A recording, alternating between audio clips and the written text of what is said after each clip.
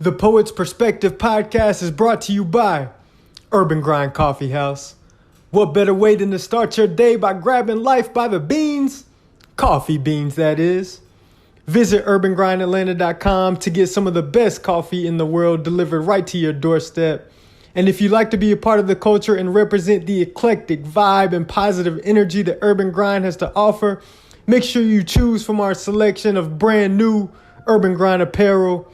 And if you're in the Atlanta area, make sure you visit Urban Grind, located in the heart of West Midtown, for their selection of specialty coffee, sandwiches, and pastries while you get your studying done, working on that $1 million idea, or just simply meeting up with friends.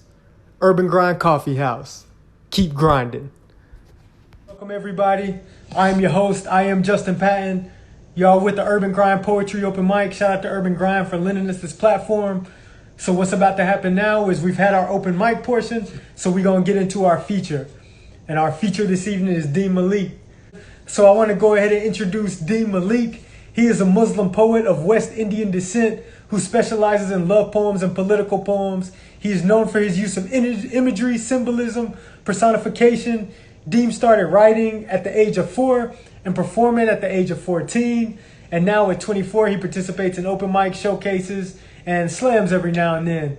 In 2018, Deem won the Iron Poet Writing Challenge at the close of Trinity College International Hip Hop Festival, and he was crowned Iron Poet of the Year.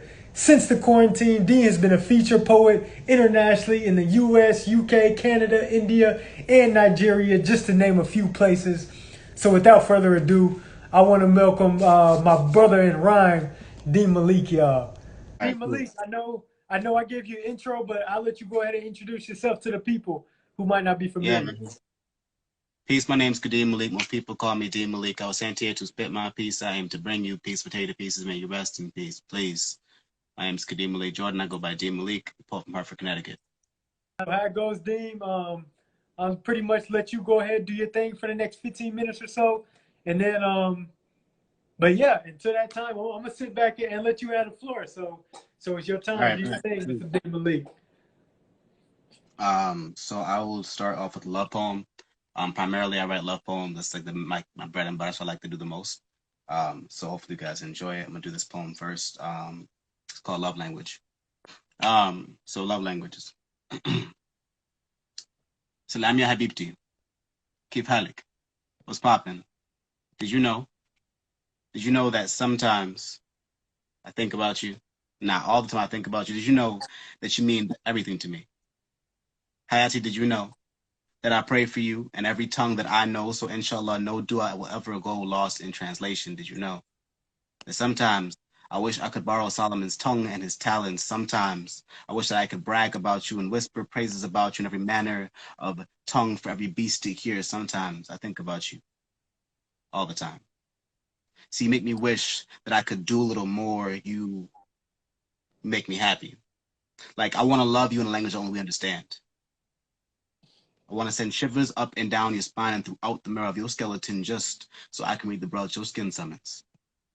I want to exercise our right to speak freely, but I want to do it privately, telepathically, and a body language with mixed signals leave the deaf confused with nothing but smoke coming from the sides of their opening skulls. I want the mute to be tongue-tied and twisted, confused too. I want to be the subtle sigh of relief at the closed recitation, like the end of a prayer.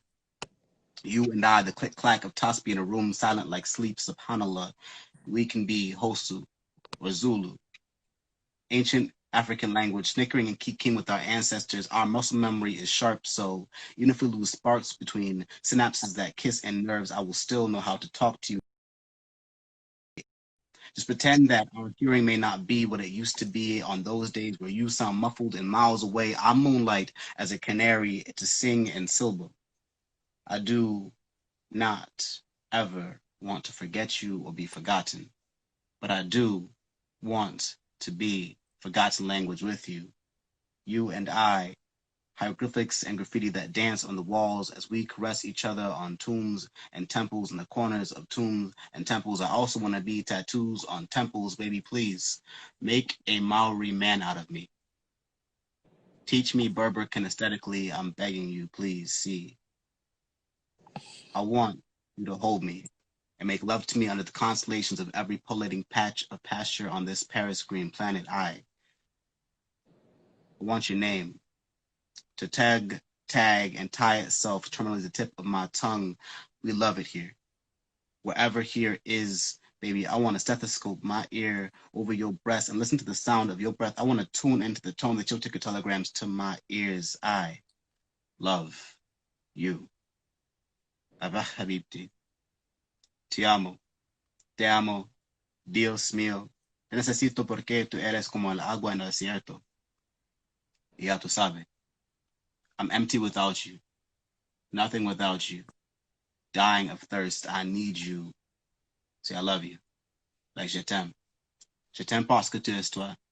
Simply because you are you, and every time I look at you, I murmur a mixture of mashallah et oh mon Dieu under my breath.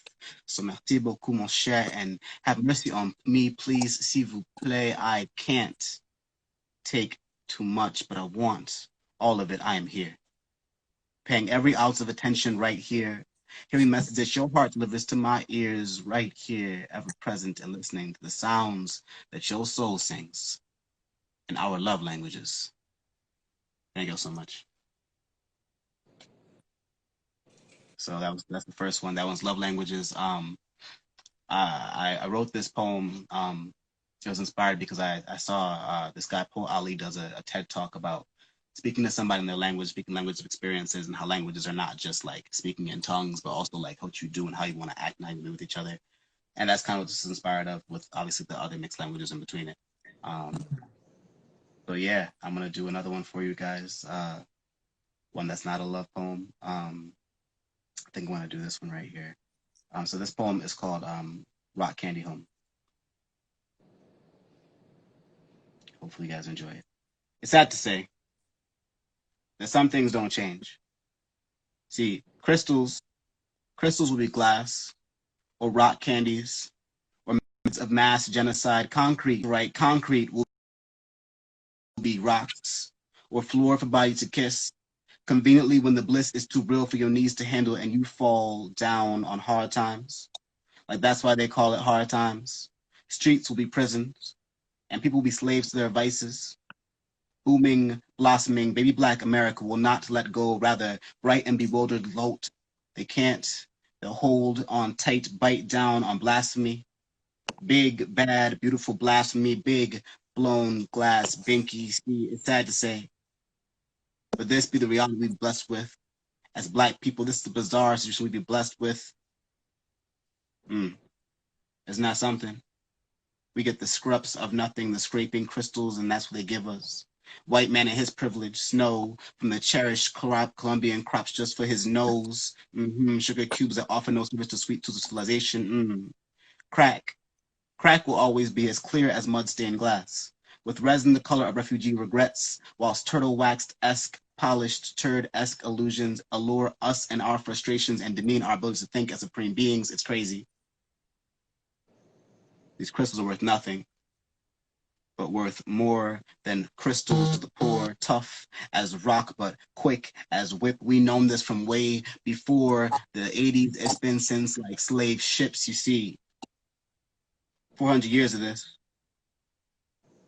Tough as rock, but quick as whip, striking our slave minds till they die. Black people will claim their throne, bougie and almighty, strength residing in the hearth of a paraphernalia black hole. An ancient morbid medicine bowl, they have no problem with it. They're so bold, giving it out to us like candies. See, they say you are what you eat. I believe you are what you smoke. You want to be a dog, and God has no problem throwing you a bone. But auntie, I wonder, if I throw one more rock at your glass castle, whilst your coordination is off, and it hits you hard, which will crack first? Your mind or your soul? Thank you. Hey. Appreciate it, man. So that's Rock Candy Home. True story, my aunt struggled with crack cocaine for a very long time. And one 4th of July cookout, she came to the house and didn't have any teeth. We didn't know where her teeth were at. We were like, what's going on? And it was really scary. And we were all about the worst. Like maybe she like relapsed. And I wrote that poem that day. And Wow. yeah, so this is that was that piece. So I'll just go light piece, heavy piece, light piece. So this is a Hey man, light we piece. with This is you. We with you, man. We with you. yeah. I don't want to give you a bunch of dark stuff. So this is a light piece. This poem is actually an after poem. It's after Will Allen's poem for his mother. And hopefully you guys enjoy it. Here we go. After Will Allen. At 18, most of us are graduating high school, learning to drive, or deciding what kind of job they want to have for the rest of their lives. At 18, my mom came to a country where she spoke the language better than the people, but the people treated her like she wasn't equal, as if the Caribbean Sea and every ounce of her body wasn't as thick as the ice water in their veins, where she had to graduate for a second time out of a high school, although her mother nation was more advanced in their system, where she had her family's back and sacrificed pieces of herself whilst dreaming of stretching her mind to change the world and make that very same family proud. This nation hit her heavy, with hurricanes heavy, but she never faltered, never released floodgates or broke down because she had strong levees. She kept a life jacket of faith on. See, God has been, still is, and will always be her lifeguard, strapped securely so that she could surf the storm seamlessly, safely, superbly with goddess-like grace. At 20, she gave birth to me with a support system as strong as the school system that did her so wrong in the first place, because the justice system of the streets gives no good upbringing to black men in the first place. So she was alone. She worked more jobs than hours she slept for less income than she earned. They treated her without the dignity she deserved. She was on public transportation more than she was in her own bed, hustling harder and louder than the murmurs of the devil at 27. At 27, she gave birth to my sister. Blessed me with the first able father figure in my picture, crooked, now straight, maybe. My mother was different. See, how does one work 2 jobs, 4, an ever expanding number of hours, 7 days a week, and still remain present? It's truly a present. See, she succeeded in a country where the odds are stacked against you the moment you were born with melanin in your skin. She rose higher than the circumstance she was given, higher than trees that bear no fruit. She planted the seeds for a rainforest to grow so they could withstand the same hurricanes she surpassed. That forest is me and my sweet pea, you know. She raised me to be with warrior like poise. I'm 5'6", but she taught me to stand like I'm 6'5". I'm sure of it. She taught me to know the power of a black man's voice, because hands can handle anything temporarily, but your mind and your dreams can change the world indefinitely. My mother was a hero who didn't wear capes over her shoulders, just a conscious belief that she could never fail and the strength to support pieces and places that full families should have filled. My mother wasn't much of an athlete, but she played every position. Teacher when the school curriculum lacked substance, enforcer when I questioned my greatness. She was anything but complacent, and she was church on any day, father on Father's Day, media on game day, the only one who would stand for me when no one else could stand me or understand me. She understood that I wasn't the best wrestler on the team, but she thought that I was too good to be getting pinned, so she would yell, Malik, you gotta get up. She would speak into the atmosphere or try to give up. So there's no exaggeration when I say that my black mom, like your black mom, is God's greatest creation. Hmm. When grade school teachers tricked me and tried to twist my IQ and ADHD, she would say that they were dyslexics. She would say, boy, you will get an education. You will build a foundation. You will not go through what I went through, what I'm going through to raise you. You will not go through what I'm going through to put food on the table. You will do it. She never called me a prince because it wasn't part of my namesake. See, I was deemed Malik. And I was raised to rise as high as need be to reach the top of mountains and claim my title. I can't let anyone lie about my worth. I am worth more than $10 an hour. Like every black king, I too am the embodiment of willpower. Do you understand? She told me, can't no one ever check me, that I am a child of I am. And I am. See, I am that of I am, so I am because of I am, and that means that I am doing all right, standing just fine, tall. She told me that I could stand anything, withstand anything, that I will stand on my own, and I am. raised by a Brahmin goddess in human form, a daughter of the land of wood and water, with skin the color of sunken treasure. My mom, stern as a cool breeze in winter, hand I needed any time I were to fall, hugs warmer than the summer sun kissing my skin gave me more love in spring than Poland that watered my confidence when I questioned it. Mom, my actions speak louder than my words, because word on everything, my actions can't compare to yours. I'll give you every word of affirmation necessary I can muster, including but not limited to haiku. Example, haiku. You gave me everything, right down to your collarbone. So I gave you mine. To my Mm. mom, from your son, I thank you and I love you. That's that piece.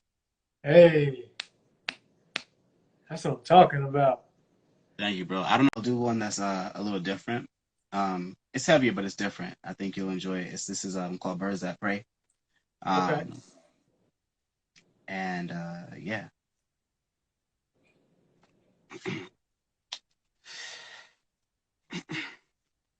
I learned this Ramadan that when I wake up early enough to pray Fajr time, the birds will wake up with me and pray at the same time.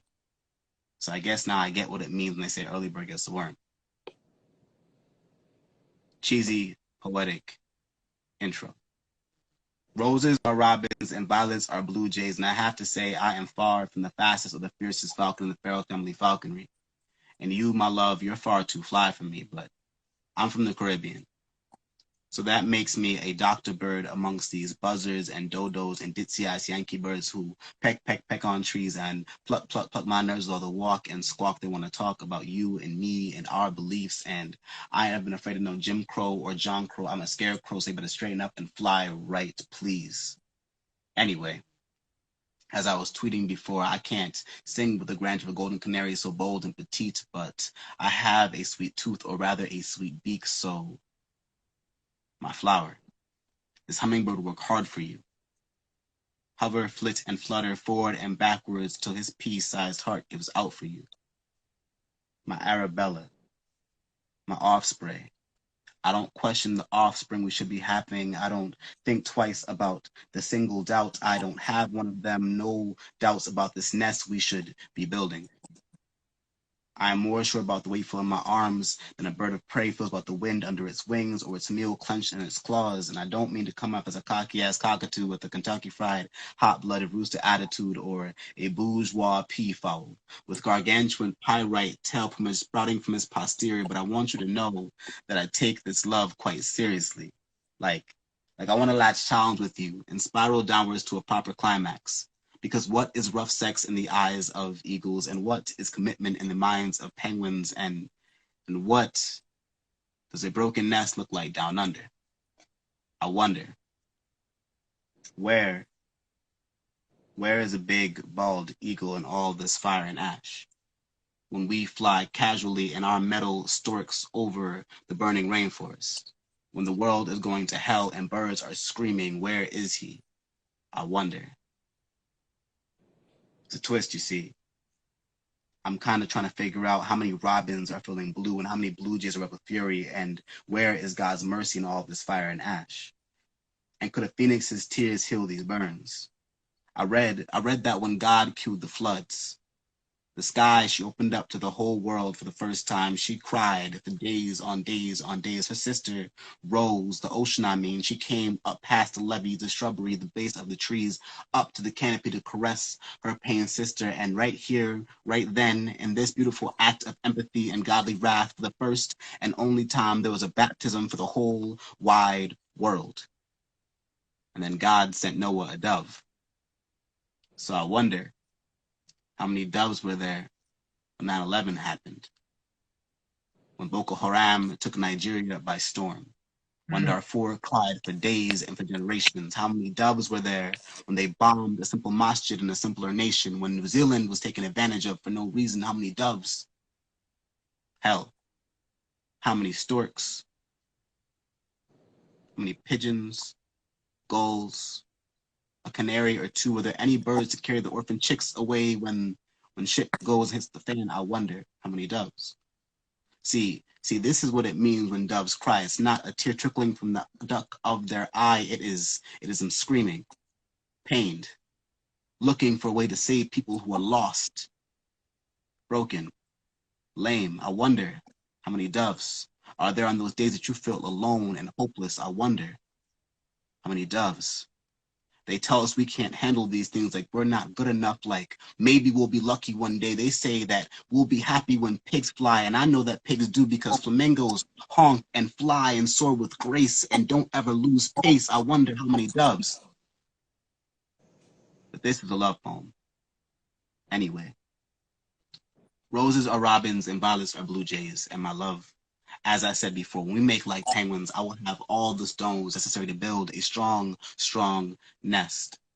I need not say more, maybe even say less, but I hope that our aviary is filled with chicks, filled with ducklings that never waddle too far away, never throttle too far away, chicks that never leave too far away. And I pray that no matter what happens, we flock like birds do of a feather. We pray together like birds of prey should do in the first place. And I pray that there are enough angels, or rather enough doves, to keep the floods away.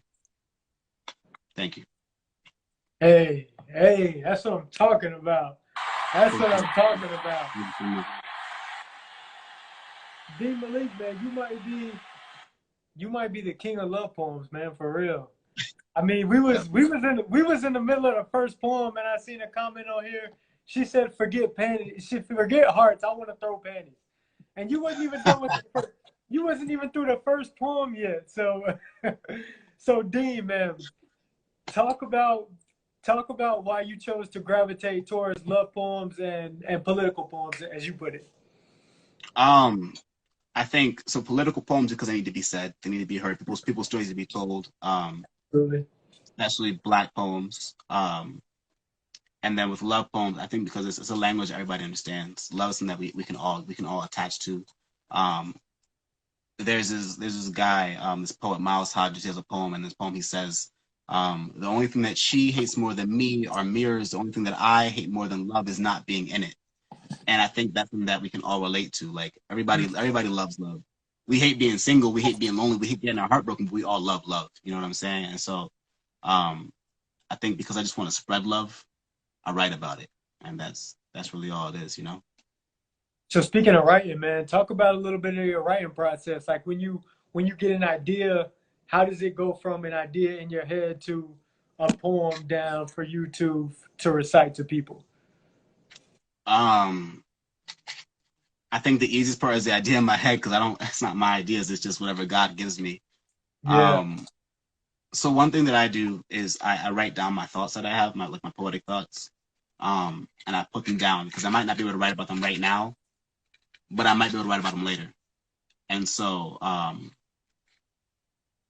yeah, that's how I start with my writing process. I write down my thoughts, and then whenever I feel inspired to write about that thing, then I write about it later. And then when I am writing about whatever the subject is, I tend to like use things I can attach to as like anchors, almost keep me steady. So like I think about numbers, letters, colors, shapes, and sounds, and that's how I keep myself grounded in my poems. Like my poems are like a constant repetition of a number or a letter or a sound or whatever it is, and that's how I keep myself focused. Because once I stay focused, I can just write for days, and that's a lot Yes. of people probably can't focus, you know. So you seem like a person that's very analytical. And when I say that, somebody that's always paying attention. Somebody that's Yeah. always paying attention to the little things in life. So was that always something you had, or was that something that came from poetry? I've always wanted to know a little bit about everything, honestly. I've always wanted to know a little bit about everything. I think the more that you understand things, um, the more you can empathize and the more that you can help the world. And and I think that skill has helped me with my poetry. I don't think that my poetry came from that. My poetry inspired that. I think that skill inspires my poetry a lot more. Like I like cultures. I like knowing about people's cultures and people understand their cultures to be able to be more respectful and empathetic towards them. And so, like in my first poem, I was talking about I wanna caress each other in the corners of tombs and temples. I also want to be tattoos on temples, make a Maori man out of me, teach me Berber kinesthetically. The Maori people are from New Zealand, and they tattoo their faces and like a lot of their bodies, and that's like a large staple of their culture.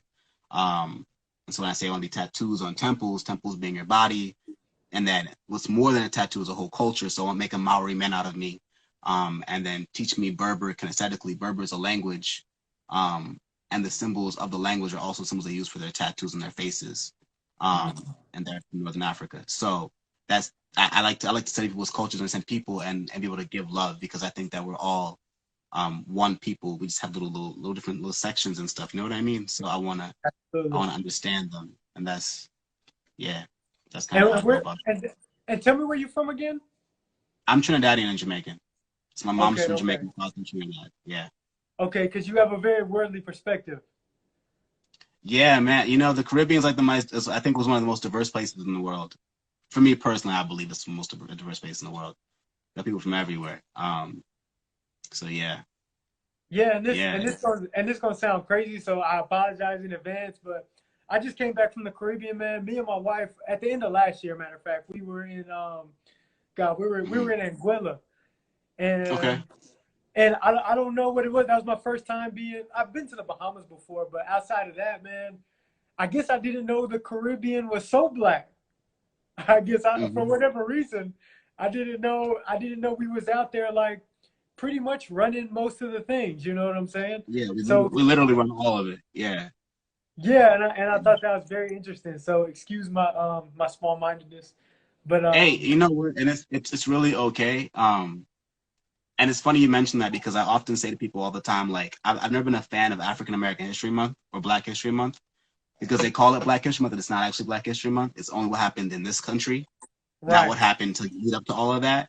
And like people from where my family's from, or the poets in here, Mr. Ambition's in here, Ozzy Monet's in here, people who are like our ancestors we were the first ones to go through all the shit that had to happen. And we were the first ones to rebel as well. Like Jamaica's been free since the Mm, 1700s. You know what I mean?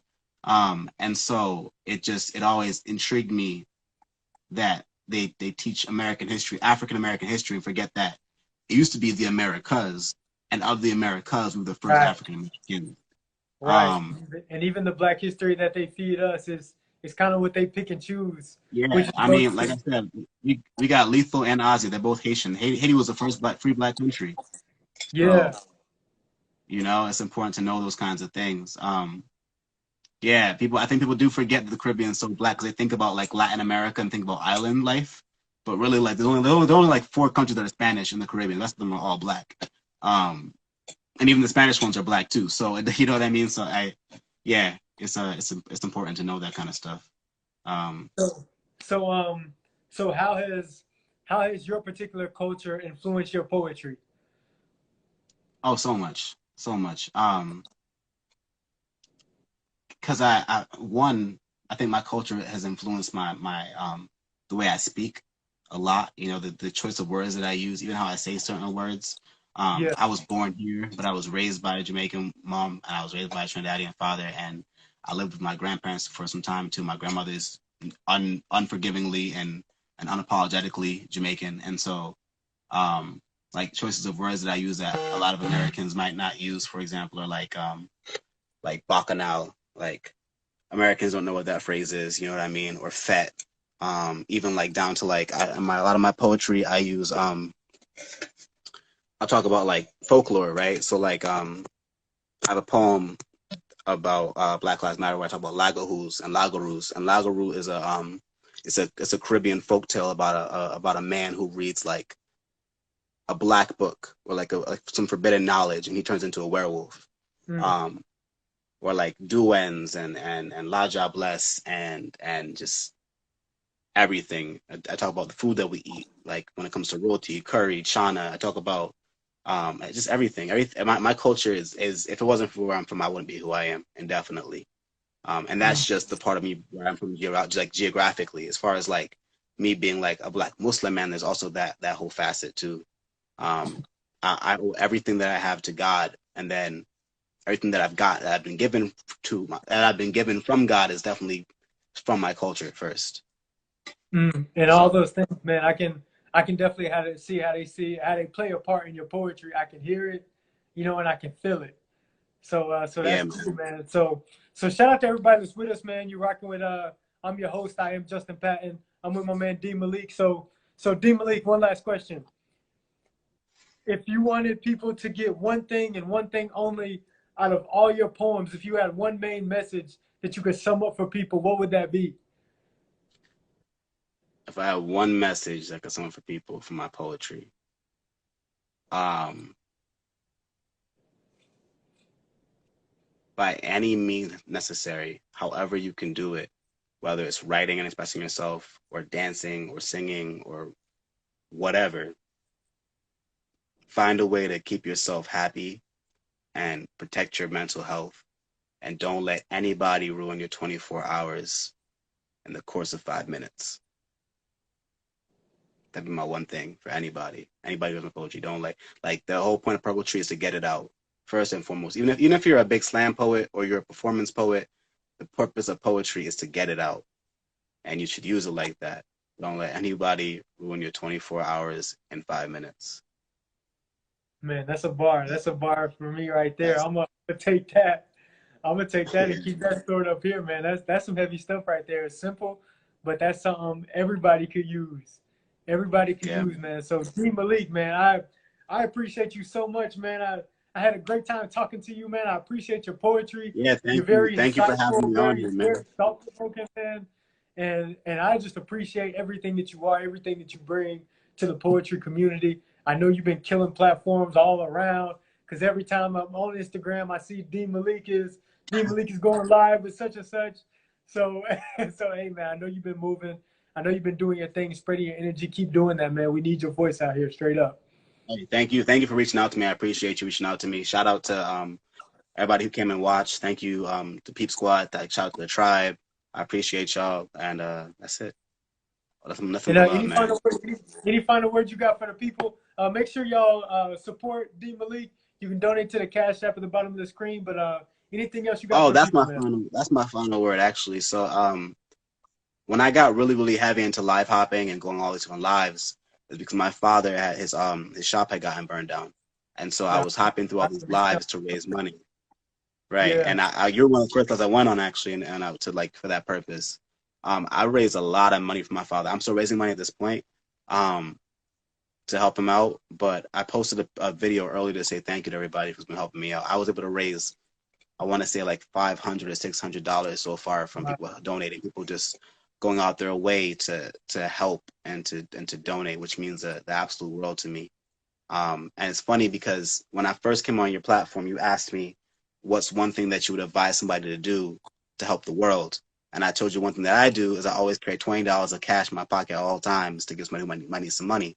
Yeah, I And remember that. I never really asked for money. And the fact that I asked because my family needed it, and some people were willing to go and help and donate and support my family meant the world to me. And so I appreciate anybody who's donated to me. I appreciate everybody who's had platforms for me to do my poetry on. And it just means so much to me. So thank y'all so much. Hey man, ain't that crazy how that energy come back It's around like crazy. that? It really is. It really is. It really Hey is. man, that's a message right there. You get whatever energy you put out there. It's absolutely true. So Yeah, D man. But Malik, with that, man, keep writing, keep doing your thing, man. Keep speaking your truth because we definitely need your voice out here. When I say that, we need your voice out here. Very important, man. Very important figure. Your mind is on a different level. I can tell. We need that out here, man. Keep doing your thing, brother. hey, thank you, bro. Peace. Peace out.